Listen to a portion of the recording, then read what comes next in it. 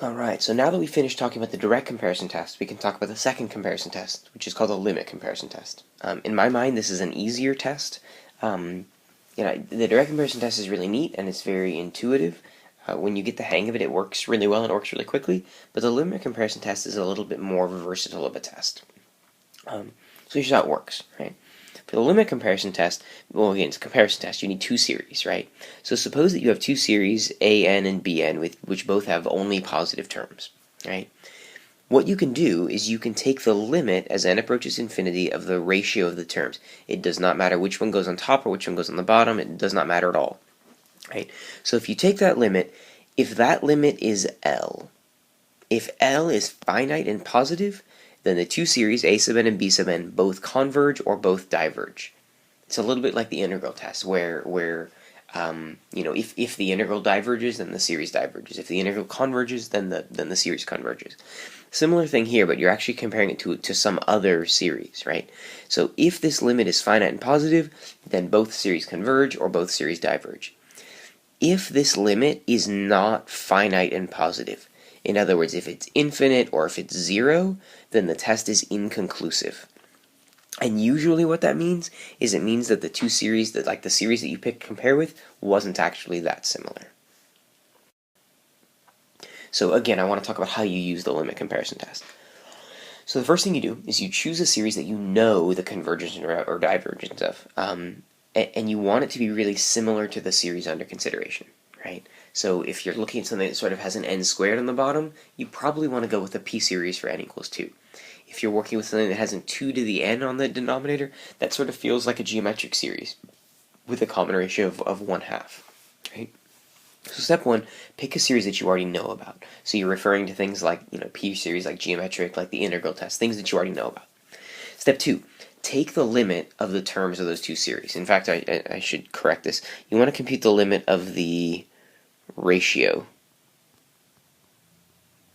of the terms, right? So you basically want to do the limit of a sub n over b sub n, just like we said in the previous slide. Step 3, if that limit is finite and positive, then both series converge or both series diverge, and you're done, right? It's optional step 4. If the limit is 0 or if the limit doesn't exist, it generally means that the series that you chose in step 1 is not similar enough to the series that you're looking at, which generally means you should try and find some other series that's more similar, right?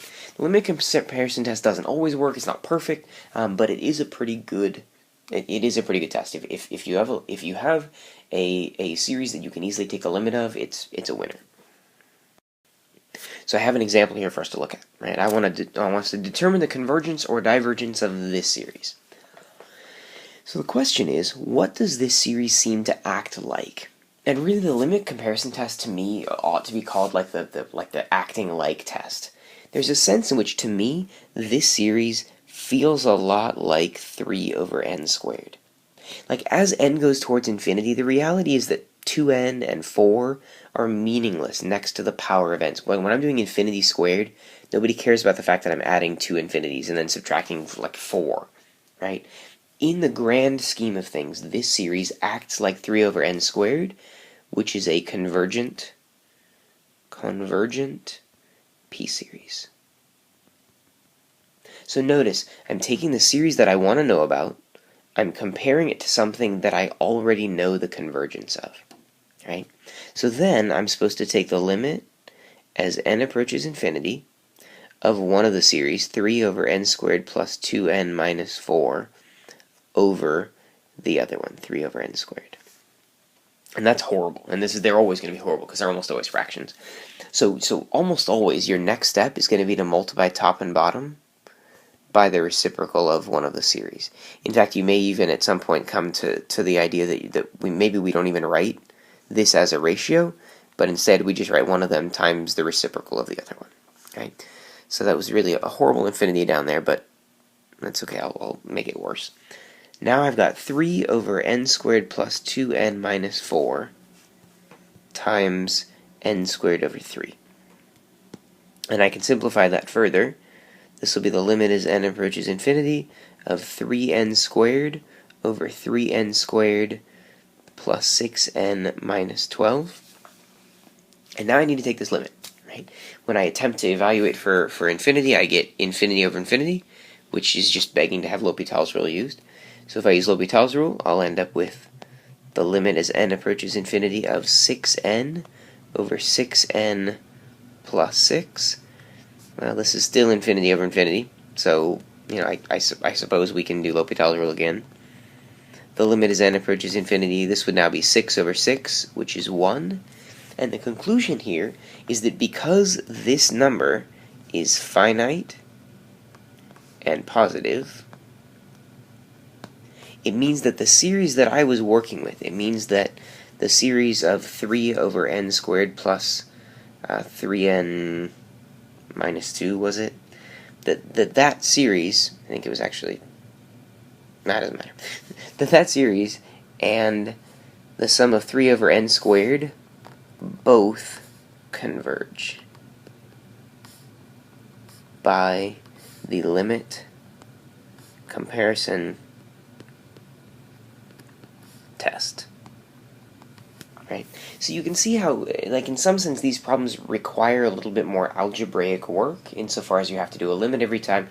The direct comparison test can be faster, but I think it requires a little bit more thought to be put into it. The limit comparison test is a little bit more of like a one-stop shop for determining convergence and divergence of a series. Again, it doesn't always work, but it works pretty consistently. I'm sorry this last example is a little bit messy, but I'm short on time.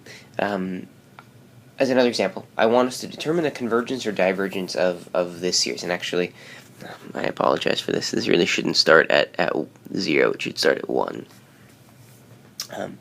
So I'd like to know, does the tangent of 1 over n as an infinite series, does this converge or diverge?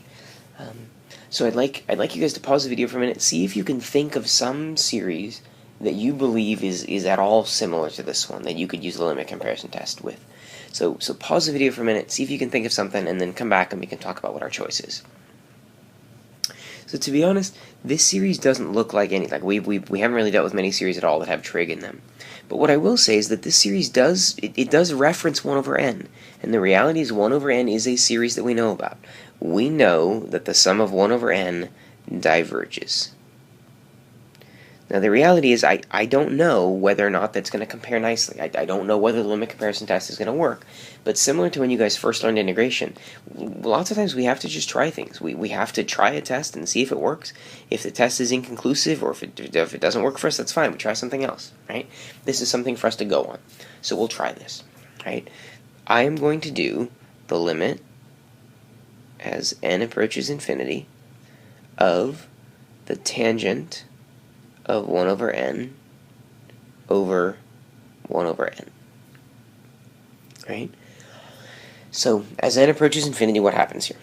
Well, as n approaches infinity, these things both seem to approach 0, right? Well, the tangent of 0 is the sine of 0 over the cosine of 0, that's 0 over 1, which is 0. So, the numerator of this is approaching 0. The denominator is also approaching 0. Well, right on. I mean, it's not undefined. It means we need to try harder. It means we need to work at it more, right? So the next step here is going to be for me to use L'Hopital's rule. So if you guys haven't done this already, pause the video, try that on your own, sort of see where this leads. See if this is going to take you to something that will tell us about convergence or divergence or not. So using L'Hopital's rule, so we'll have the limit as n approaches infinity. The derivative of the tangent of 1 over n will be the secant squared of 1 over n, but then we have the chain rule, times negative n to the negative 2.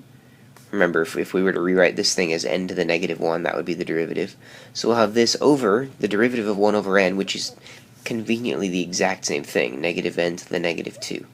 That really works to my advantage because it means I can divide that out of the numerator and the denominator.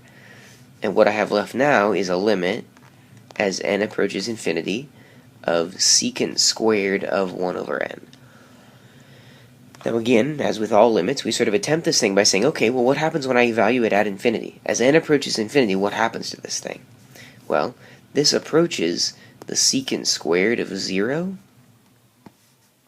Secant squared of 0 is 1 over cosine squared of 0.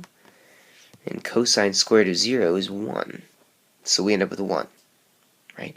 And then sort of just like we had before, because this is finite and positive, the two series do the same thing. Right? Because this is finite and positive, we can say the sum of 1 over n diverges, and therefore the sum of the tangent of 1 over n diverges by the limit comparison test. Right? That's how the limit comparison test works. Hopefully that makes sense. See you guys in class soon.